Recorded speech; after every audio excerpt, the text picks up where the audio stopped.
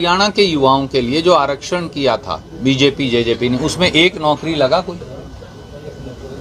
Publicity हुई 100 करोड़ की, सरकार का 100 करोड़ खर्च कर दिया, बड़े बड़े डींगे मारी गई, खट्टर साहब द्वारा भी, दुष्यंत चौटाला द्वारा भी। क्या कोई एक बच्चा भर्ती हुआ? एक हरियाणा का एक बच्चा भी भर्ती नहीं हुआ। सबको मालूम था ये स्टे हो जाने वाला, ये संविधान के प्रतिकूल है। इसी प्रकार से जो आप कह रहे हैं कि वो सुप्रीम कोर्ट जाएंगे, अब मैं आपसे पूछता हूँ, वो उनका कहना है सुप्रीम कोर्ट जाएंगे, किसी की नौकरी पर आंच नहीं आने देंगे। भैया मैं आपसे एक बात कहता हूँ, या तो खट्टर साहब अब सुप्रीम कोर्ट के जज लग गए हों चीफ जस्टिस पर, तो ठीक है, बड़ी अच्छी बात है, हम भी ये चाहेंगे किसी की नौकरी पे आंच ना आए, हम सहमत हैं। परंतु यार हाई कोर्ट का फैसला है, डिवीजन बेंच का, और डिवीजन बेंच के फैसले ने वो 5 नंबर खारिज कर दी और कहा इसके आधार पे जो कुछ हुआ वो सब गलत है। तो क्या अब सुप्रीम कोर्ट के जज हैं क्या मनोहर लाल खट्टर जी और नायब सैनी जी, चीफ जस्टिस हैं क्या, कि वो ये कह सकते हैं? इस देश में संविधान और कानून आज तक तो है, हो सकता है कल के बाद ना रहे, वो अलग बात है, आज तक पूरे चुनाव तो मुझे सर एक सेकंड मैं इनके सवाल, सुप्रीम कोर्ट जाए बहुत अच्छी बात है, मैं ये कह रहा हूं इन बच्चों को के साथ आपने 2019 से 24 तक ये खेल क्यों किया हुआ है? इसका जवाब तो दे दीजिए। आपने कहा हर साल 2 बार सीईटी एग्जाम करवाओगे, आपने नहीं किया। आपका सीईटी एग्जाम का रिजल्ट गलत हुआ, आपका सीईटी का पेपर लीक हुआ, आपने 41 नंबर पहले पेपर के अगले दिन फिर दोबारा वही सवाल रिपीट किए, हर चीज में हेराफेरी की, हर चीज में धांधली की, हर चीज में बेईमानी की। मैं बहुत जिम्मेवारी से तीनों बातें कह रहा हूं। उसकी वजह से ये सारा मामला हाईकोर्ट के में फंसा पड़ा है।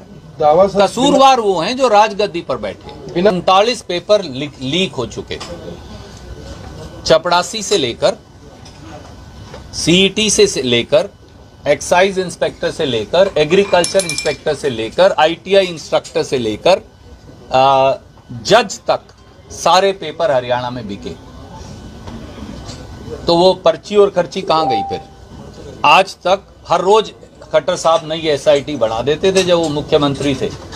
पिछले 10 साल में एक एसआईटी का रिजल्ट आया हो तो बताओ। आखिर में हमने ये भी साबित कर दिया, ये करोड़ों रुपए की रिश्वत पब्लिक सर्विस कमीशन के अंदर बैठ के लेते हैं। हमने बाकायदा इंफॉर्मेशन दी, उसके आधार पे वो पकड़े गए करोड़ों रुपए की अटैची कांड हुआ पहली बार हरियाणा में, करोड़ों रुपया एचपीएससी के अंदर पकड़े गए। किसी सफेद पोश को सजा मिली, किसी आदमी को सजा मिली आज तक? दोनों का जवाब ना में। अब तो 9वीं और 10वीं के पेपर भी बिकने लग रहे हैं, बीए का पेपर भी बिकने लग रहा है। इस साल 10वीं और 12वीं के, आप कृपया करके मेरा ट्विटर और आपका अखबार और चैनल देख लीजिए, हर सब्जेक्ट का पेपर बिका। पॉलिटिकल साइंस का पेपर बिका, पब्लिक एडमिनिस्ट्रेशन का पेपर बिका, साइंस का पेपर बिका, मैथ्स का पेपर बिका।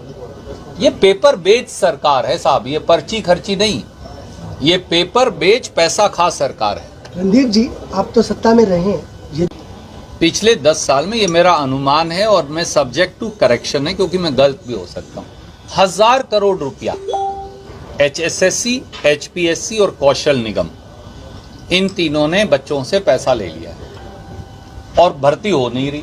मैंने आपको बताया 2019 वाली भर्ती तो एक विड्रॉ कर ली कि भाई सीईटी से करेंगे, फिर सीईटी नहीं हुआ आपसे, सीईटी हुआ जाके नवंबर 2022 में 5 और 6 को, वो आपका रिजल्ट क्वॉश हो गया क्योंकि आपने सब जगह धांधली और हेरा फेरी की। ये बच्चे पैसों से भी ज्यादा, एक माँ बाप जो है एक पैसा जोड़ कर बच्चे को एग्जाम के लिए देता है। पर आप ये मत समझो एग्जाम वाला पैसा, व्हाट अबाउट ये जो अकेडमीज पैसा लेती है तैयारी का, करनाल में, कैथल में, कुरुक्षेत्र में, पानीपत में हजारों अकेडमियां हैं, वो करोड़ों अरबों रुपए का बिजनेस चलाती हैं बच्चों को पेपर तैयारी का।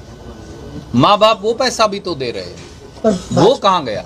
इलेक्शन का किस तरीके से रिजल्ट देखते हैं? कल रिजल्ट आ रहा है। देखिए, मैंने इसीलिए कहा इलेक्शन के शोरगुल में हरियाणा के 20 लाख से अधिक युवा जो पेपर दे चुके हैं और 20 लाख जो देने की इंतजार में, उनका भविष्य हम भूल गए हैं।